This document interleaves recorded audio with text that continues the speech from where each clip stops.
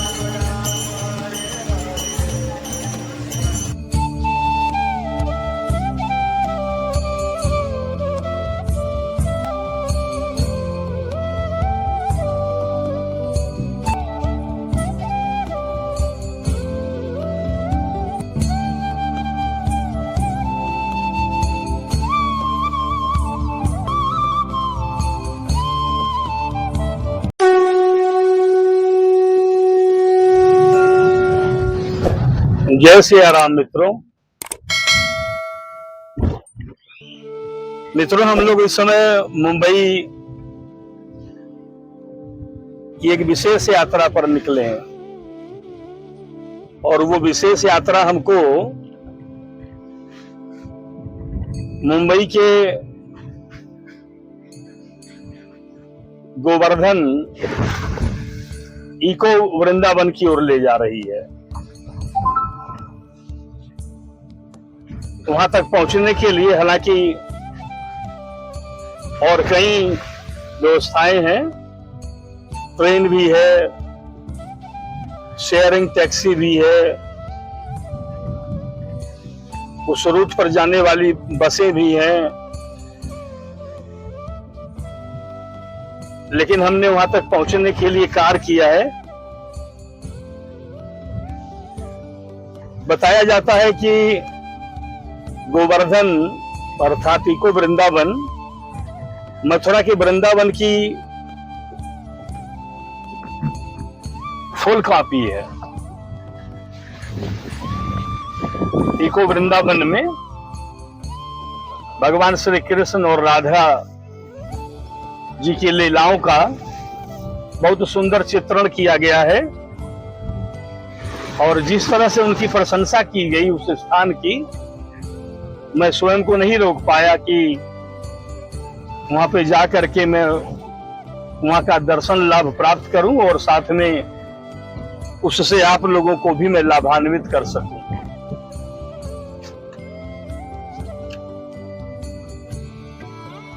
और दृश्य यहाँ का बड़ा मनोरम हो गया है। यहाँ का दृश्य यदि मैं आपको दिखाऊं,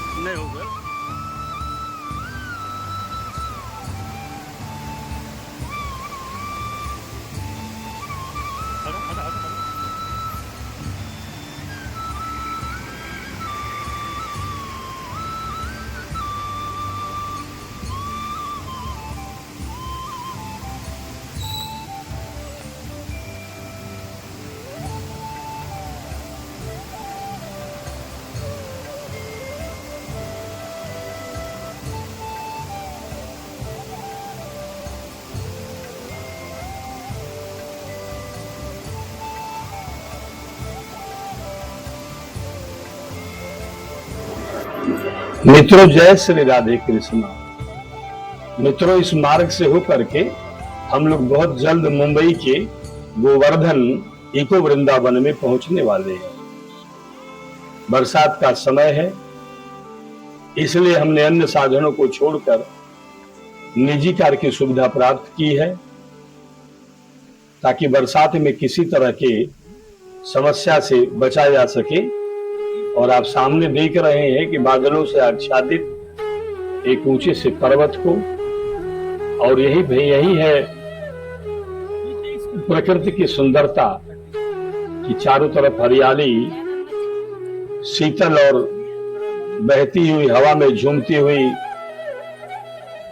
पेड़ पौधों की पत्तियां, और सामने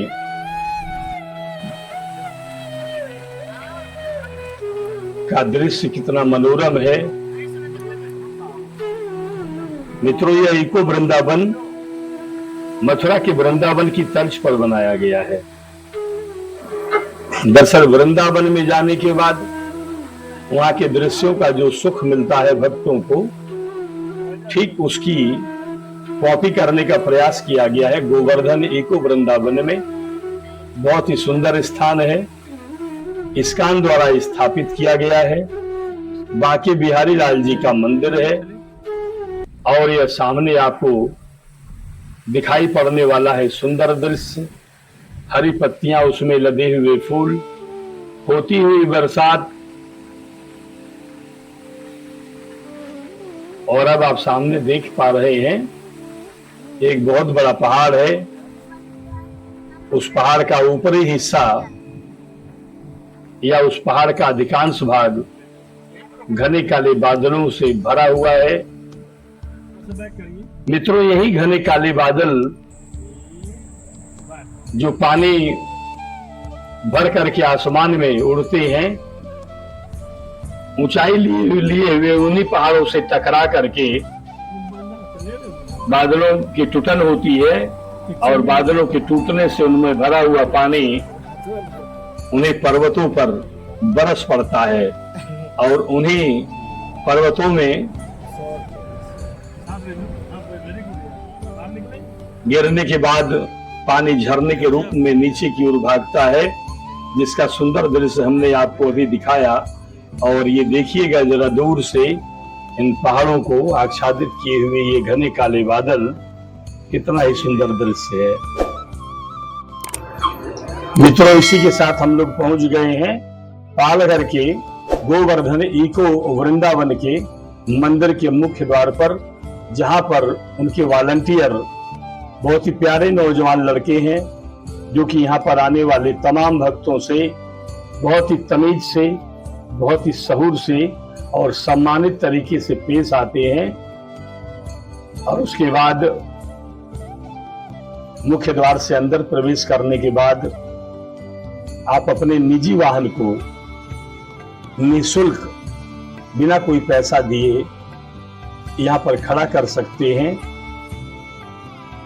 लोग यहाँ पर आकर के दर्शन करने से पूर्व अपने निजी वाहनों को यहीं पर खड़ा करते हैं। लोग अंदर जाते हैं और भगवान के दर्शन का लाभ उठाते हैं।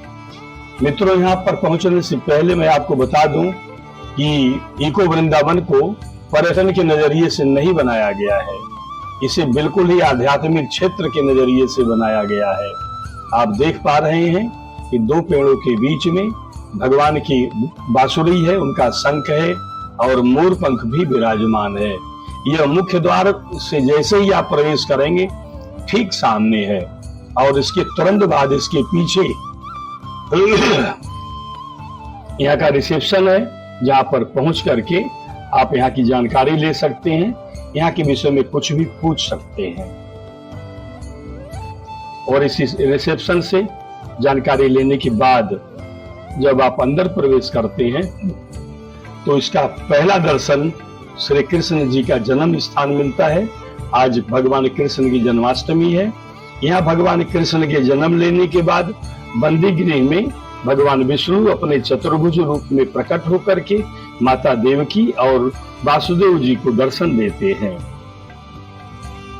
और इसके बाद यहाँ पर एक रूप वाटिका भी है, जहाँ तरह तरह के पौधों का नर्सरी लगाया गया हुआ है और यहाँ से लोग उसकी खरीदारी करते हैं और खरीद करके ले जाते हैं और अपने घरों, मकानों और अपने बगीचों को सजाते हैं। और ठीक इसके बाद सामने गोवर्धन अन्य क्षेत्र है, जहाँ की व्यवस्था के बारे में हम आपको अभी तुरंत बता रहे हैं। लेकिन उसके पहले यहाँ पर देखिएगा एक छोटी सी दुकान है जिसमें भगवान की लीला से जुड़ी तरह तरह की मुद्राओं में उनकी मूर्तियां यहाँ पर स्थित हैं। लड्डू गोपाल के रूप में विराजमान है, माता यशोदा के रूप साथ में विराजमान है, तो कहीं राधिका माता के साथ में विराजमान है। और ये नहीं, यहाँ पर भगवान कृष्ण के तमाम पोशाक, उनकी माला, उनकी बैजंती, उनके घुंघरू, उनका मोर मुकुट, यहाँ पर सब कुछ बिक्री के लिए रखा गया है। माला जाप करने के लिए जपनी और किसी भी भक्त को पहनने के लिए ये सामने रखे वस्त्र यहाँ पर मौजूद हैं। और इसके बाद हम लोग पहुंचते हैं, सुंदर सी गौशाला है जहां पर हष्ट पुष्ट गोवंश विराजमान है, देखने में ही सुंदर है और देखने में ही बलशाली प्रतीत होते हैं। और ठीक इसके बाद वहीं बगल में चारे की भी दुकान रखी है, जहां पर जाकर के भक्त इन चारों को खरीदते हैं और इसे खरीद करके उन गोवंशों को खिलाते हैं। और इसके अलावा इन 4 सन्यासियों का सुंदर दृश्य देखते हैं। फिर बाद में सामने कैफे है, इस कैफे में जाकर के लोग चाय और नाश्ता करते हैं। और साथ ही से सटा हुआ ये भोजनालय है। भोजनालय को पूरी तरह से एसी रखा गया है और इस सुंदर वातावरण में ढेर सारी मेज और कुर्सियां क्रम से रखी गई हैं और यहाँ बैठ करके लोग भोजन करते हैं। बगल में कालिया घाट है, जहां पर गेंद निकालने के बहाने से यमुना नदी के वेग में घुस करके भगवान कृष्ण कालिया जैसे महानाग का मान मर्दन करते हैं और उसको वृंदावन से दूर जाने के लिए मजबूर कर देते हैं। और इसके बाद मित्रों, आप ये सुंदर दृश्य देखिएगा। अभी हम लोग जहाँ पहुंचने जा रहे हैं, भगवान कृष्ण का मंदिर है, उनकी मूर्ति है और ये मालाएं हैं जो कि बिक्री के लिए रखी गई हैं। और यहाँ का वातावरण, यहाँ का दृश्य, भगवान बाके बिहारी लाल की जय, साथ में उनकी राधिका माँ है। और ये सुंदर दृश्य देखते ही बनता है। और इस सुंदर वातावरण में पहुंचते ही किसी भी व्यक्ति का हृदय भक्ति भावना से भर जाता है। इको वृंदावन को मथुरा के वृंदावन की तर्ज पर बनाया गया है। वहां के जैसे ही मूर्तियों का निर्माण कराया गया है, बिल्कुल ही हूबहू कॉपी कर दी गई है। मुंबई और आसपास के रहने वाले भक्तों को जब भी वृंदावन जाने का मन होता है, वो इको वृंदावन आ करके यहाँ के सुंदर स्थान का दर्शन करके कृतार्थ हो जाते हैं। और अनवरत चल रही यहाँ के भक्तों का संकीर्तन और सामने प्रभुपाद श्री संत महाराज जी की विग्रह विराजमान है। और आपको मैं बता दूं कि इनका यह विग्रह बाके बिहारी जी की मूर्ति के ठीक सामने है।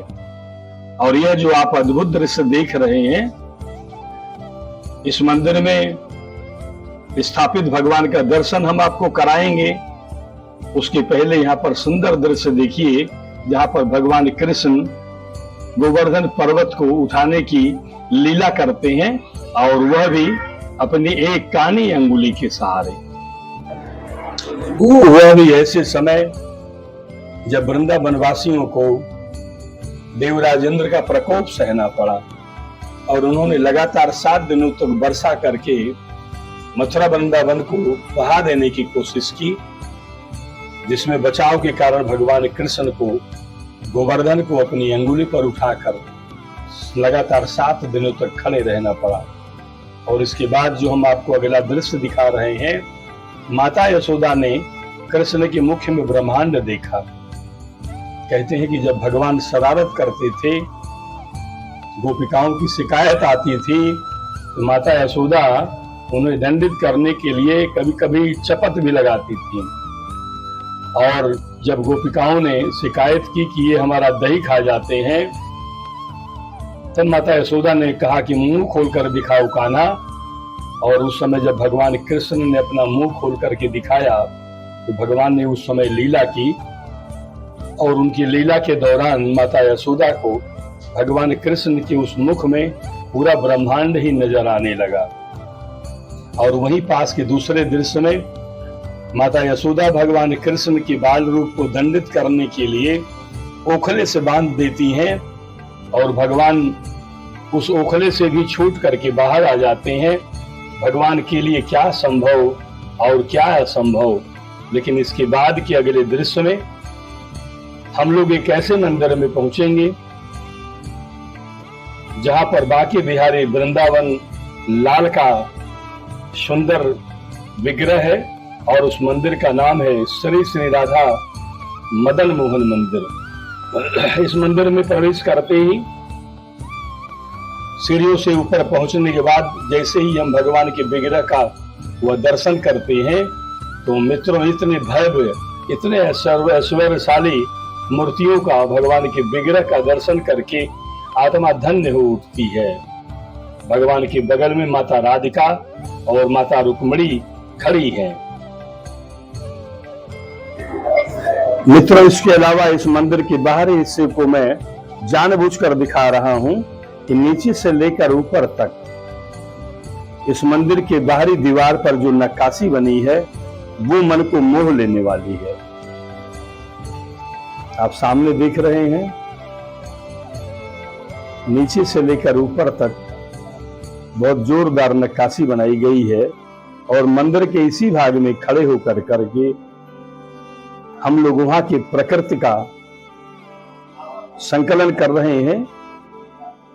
हरियाली से भरे हुए हरे भरे वृक्ष और ऊपर घने काले बादलों से लदा हुआ आसमान, और उसके बाद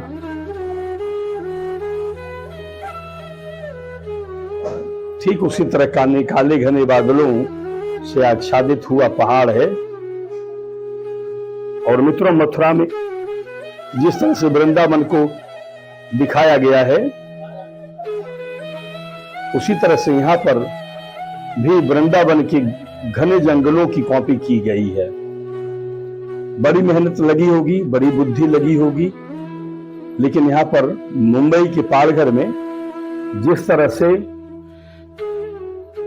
सड़कों को निकाल करके उन सड़कों के कोने कोने पर छोटे बड़े मंदिर बने हैं और चारों तरफ हरियाली फैली हुई है और चारों तरफ वृंदावन जैसा माहौल बनाया गया है, यह बिल्कुल ही असंभव और दुर्गम जैसे लगने वाले कार्य को संभव करके दिखाया गया है।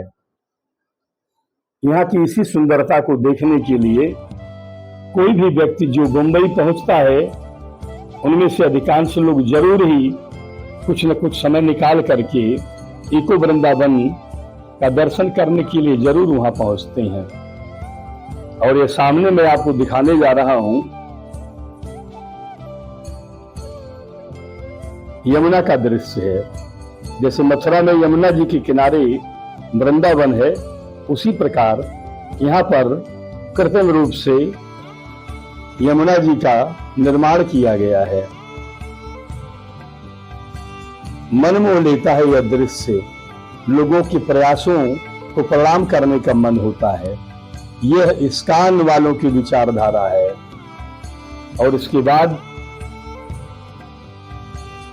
एक और मंदिर, और मंदिर के बाद फिर आपको वृंदावन की हरियाली का नजारा दिखाया जा रहा है। चारों तरफ हरियाली, चारों तरफ सुंदरतम दृश्य। और इसी वृंदावन में यहाँ 2 कुंड के भी निर्माण किए गए हैं, ठीक वृंदावन मथुरा की तर्ज पर। इनमें से एक को राधा कुंड और दूसरे को कृष्ण कुंड कहा जाता है। मित्रों, यहाँ का दर्शन करने के बाद हम आपको दूसरी ओर ले चलते हैं। यह गोवर्धन इको वृंदावन है जो कि मुंबई के पालघर जनपद में स्थित है। इस स्थान को मथुरा के वृंदावन की तर्ज पर बनाया गया है, हूबहू कॉपी की गई है वहां की। इतना मनोरम दृश्य है। पूरे इको वृंदावन में जगह जगह पर छोटे छोटे बड़े बड़े ऐसे मंदिरों का निर्माण किया गया है जिस तरह के वृंदावन में देखने को मिलता है।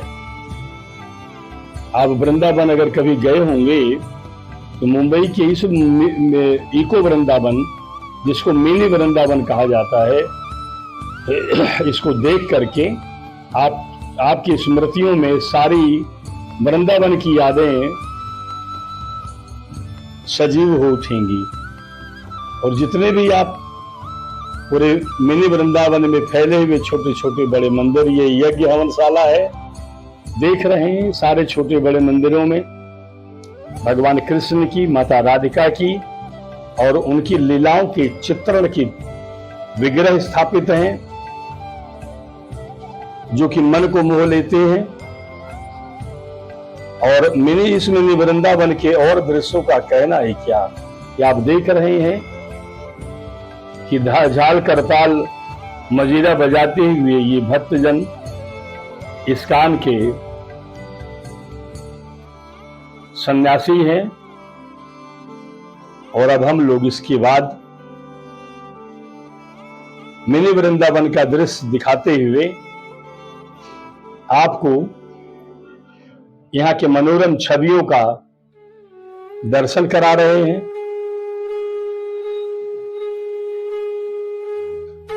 यहाँ पर आने के बाद ऐसा लगता है मित्रों कि इस स्थान के जर्रे जर्रे में भगवान कृष्ण विराजमान है।